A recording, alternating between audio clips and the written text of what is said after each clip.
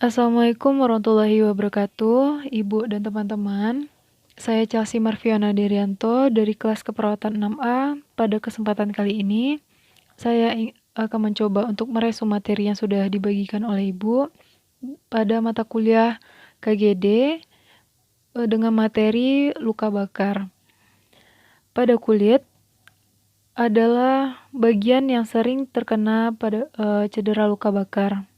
Pertolongan pertama perlu dilakukan agar cedera tidak semakin parah. Beberapa hal yang perlu kita perhatikan, salah satunya ada kebersihan dalam pertolongan pertama, agar tidak terjadinya infeksi dan penyakit yang lainnya, sehingga akan memperburuk keadaan pada cedera luka bakar. Etiologi atau penyebab luka bakar bisa terjadi karena kecelakaan tempat kerja, misalnya karena ada kobaran api. Ini merupakan kasus yang sering terjadi, ataupun bisa karena tersengat listrik, sering terjadi pada remaja, terkhususnya pria, karena frekuensi kerja yang mereka lakukan. Setelah itu ada radiasi, dan selanjutnya ada karena zat kimia. Reaksi fisiologis biasanya dimulai dari pelebaran pembuluh darah, sehingga akan menimbulkan kulit memerah dan juga akan menimbulkan pembengkakan jika terjadi cedera pada akibat luka bakar. Kedalaman luka bakar bisa dipengaruhi oleh suhu dari sumber panas dan juga lama kontak dengan tubuh. Suhu yang tinggi dalam waktu yang lama akan menyebabkan luka bakar yang dalam dan luas.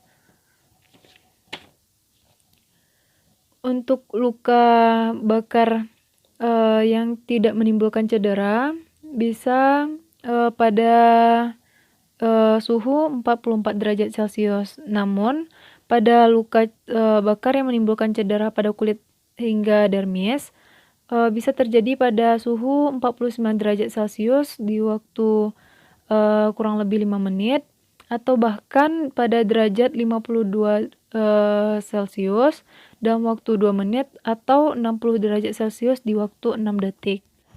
Cedera inhalasi pada saluran napas bagian atas sering terjadi pada luka bakar.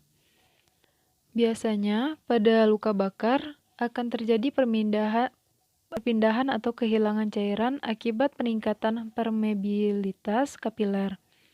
Selanjutnya akan terjadi kebocoran plasma atau protein selama 24 jam hingga 36 jam selama pasca cedera luka bakar. Pada 48 jam setelah itu, permeabilitas kapiler berangsur normal. Namun pada protein plasma baru akan kembali ke vaskular setelah 5 hari hingga 2 minggu kemudian. Pada jantung dan ginjal yang normal akan terjadi diuresis. Namun pada jantung atau ginjal yang mengalami gangguan akan terjadi peningkatan dan cairan dan edema pulmonal. Terdapat 3 jenis klasifikasi luka bakar. Yang pertama, derajat 1. Pada derajat 1, ketebalan parsial superficial dengan kerusakan epitel minimal. Kulit akan memerah, ada sedikit edema. Selanjutnya akan diiringi dengan rasa nyeri. Bisa selama 48 jam. Setelah pada masa penyembuhan tidak terdapat jaringan parut. Namun pada derajat 2 terjadi pada ketebalan parsial dangkal hingga dalam, kerusakan epidermis dan sebagian dermis. Akan adanya nyeri yang hebat dan ada pula abulae. Dan pada proses penyembuhan akan menimbulkan jaringan parut. Pada derajat 3 terjadi pada ketebalan penuh, bisa mengenai jaringan ikat otot dan juga tulang. Klien biasanya tidak lagi merasakan nyeri dan tidak adanya bulae. Yang perlu kita lakukan adalah pembersihan jaringan nekrotik dan dilakukan perawatan untuk proses pertumbuhan kulit pada area skin graft. Untuk penata laksanaan cedera luka bakar pada fase akut, yang pertama bisa dengan siram dengan air yang mengalir. Setelah itu kita posisikan penderita di tempat yang aman, lalu lepaskan atau jauhkan barang-barang atau benda-benda yang menyimpan panas, lalu tutup luka dengan kain atau kasa steril.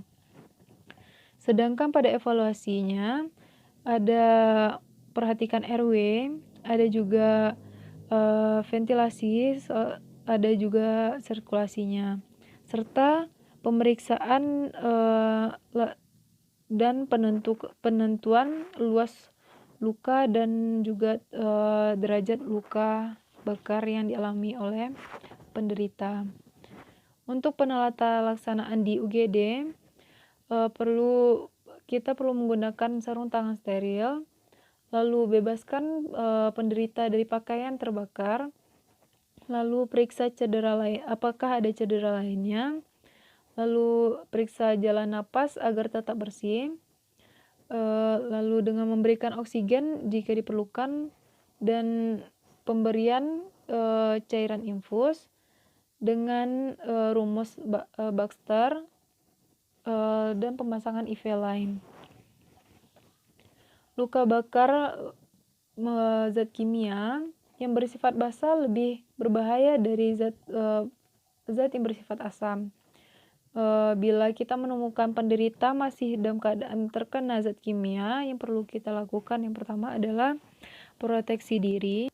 Bila ada zat kimia yang bersifat cair, maka siram dengan air yang mengalir, bisa selama 20-30 menit.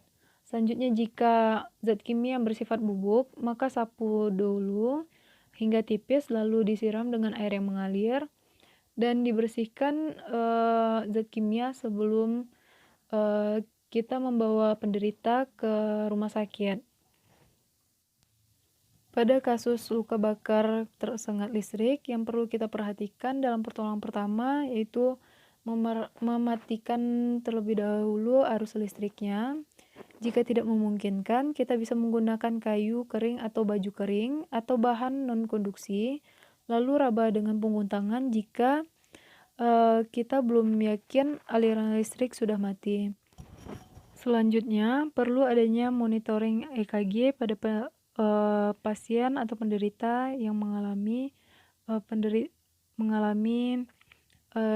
sengatan listrik. Untuk tindakan RJP perlu dilakukan jika ada tanda-tanda kematian pasti pada penderita. Mungkin sekian dari saya. Mohon maaf atas segala kekurangan. Saya sudahi dengan wabillahi taufik wal hidayah. Wassalamualaikum warahmatullahi wabarakatuh.